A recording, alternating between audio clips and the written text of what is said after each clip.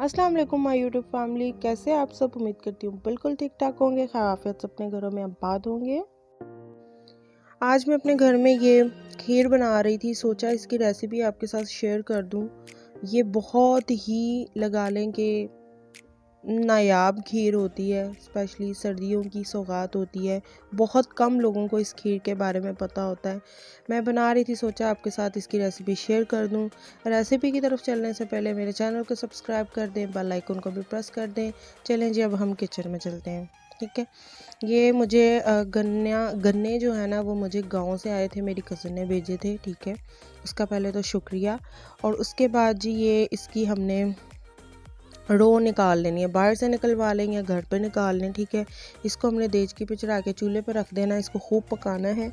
दूसरी साइड पे हमने चावलों को भिगो के रख देना है। ठीक है, आधे घंटे तक, तब तक वो पकता रहेगा और मीडियम लो फ्लेम पे हमने इसको पकाना है, तेज़ आंच पे नहीं पकाना। ठीक है, इसको हमने खूब पकाना है, पकाते रहना है, पकाते रहना है। और आप लोग कहेंगे ये क्या यार, ये गन्ने की रो है, खीर है, ये क्या लॉजिक है। भाई मुझे भी नहीं पता था, मेरी मम्मा ने मुझे बताया था, सोचा मैं फिर बना लूँ और फिर मैं आप लोगों को बताऊँ कि ये कैसी बनी है। और सीरियसली बहुत ज़्यादा मज़े की बनी थी। और बल्कि मैंने अकेली ने नहीं, बल्कि घर में हम जॉइंट फैमिली है, मैंने सबको बांटी थी, सबको तकसीम की थी और सबको बहुत अच्छी लगी थी, स्पेशली मेरी पुप्पो को। तो जी ये कलर चेंज हो चुका है। ठीक है, देख लें पहले का कलर और आपका कलर, आप डिफरेंस खुद ही देख लें। अब जी हमने इसके ऊपर से ये जो इसके ऊपर आ जाता है ना, ये गन टाइप होता है, गन टाइप नहीं होता, मतलब कि ये हमें रिमूव करना होता है। ये सारा हम इसके ऊपर से रिमूव कर देंगे। ठीक है, देन इसके बाद मैं आपको बताती हूँ कि क्या ऐड करना है। ठीक है, ये देख लें सारा मैंने रिमूव कर दिया। दूसरी साइड पे मामा ने चावलों को दोनों हाथों से इस तरह ना मसलना है।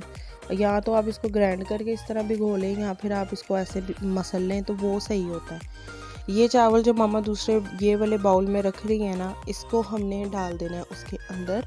ठीक है, ये जो रो वाला पतीली थी उसके अंदर हमने डाल देनी है और इसको खूब पकाना है जब तक कि ये जो चावल है ना बीच में जज़ब ना हो जाए।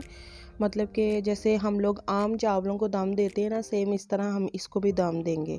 थोड़ा सा इसको खूब पकाना है। ठीक है, 10 से 20 मिनट्स के लिए तेज़ आंच कर दें। यहाँ पर आप कवर अप कर दें ताकि जल्दी से ये हो जाए। इसके बाद हम मूंगफली ऐड कर लेते हैं। आपने और भी कोई ड्राई फ्रूट ऐड करना है तो वो आप इसमें ऐड कर सकते हैं। इसको मिक्स करेंगे। ये देखें चावलों में से पानी जो है वो खुश्क होना स्टार्ट हो चुका है। तो इसको हमने 2-4 मिनट के लिए इस तरह मिक्स करना है।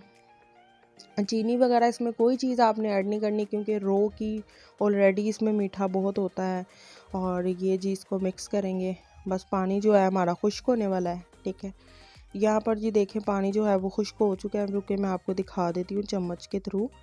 ये देखें ये हो गया है। तो अब हम इसको ना 2 मिनट के लिए ना कवर कर देते हैं। ठीक है, इसको हम कवर अप करने के बाद इसको हमने निकाल लिया है। दोनों बाउल में मैंने निकाल लिए हैं और आप देखें कितनी खूबसूरत इसकी लुक आई है।